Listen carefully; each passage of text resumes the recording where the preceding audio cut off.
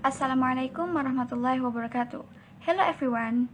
We are from second group consists Adimas Saiful Anam, Ahmad Abdullah Azam, Radiatan Mardiyah, Muhwil dan Firdausi Ramadhani, Muhammad Zidan Baihaqi, Rosna Farah Matila, and I am Elma Diana Nafitasari. Here we will explain the analysis of what we have read, The Cask of Amontillado by Edgar Allan Poe.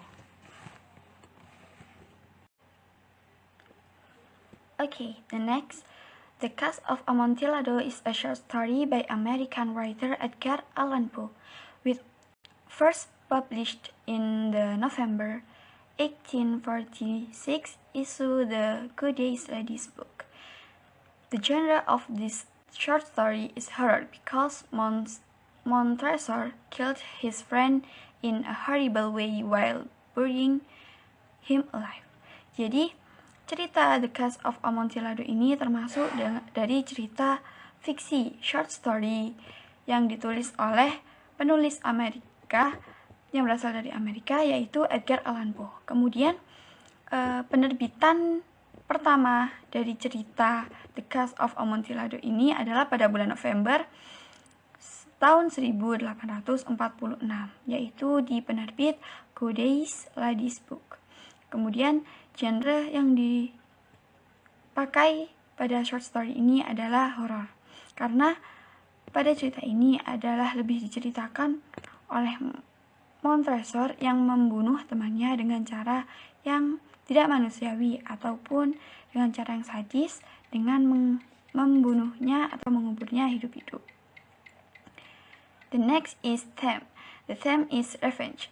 The most important theme in the story as all what happened was because Montresor wanted to take back his revenge.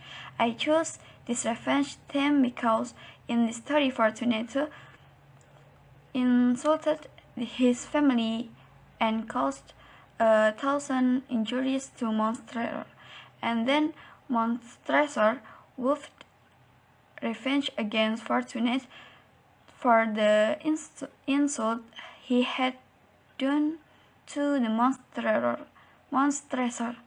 Then the story he would swear revenge was already mentioned in first paragraph on reading.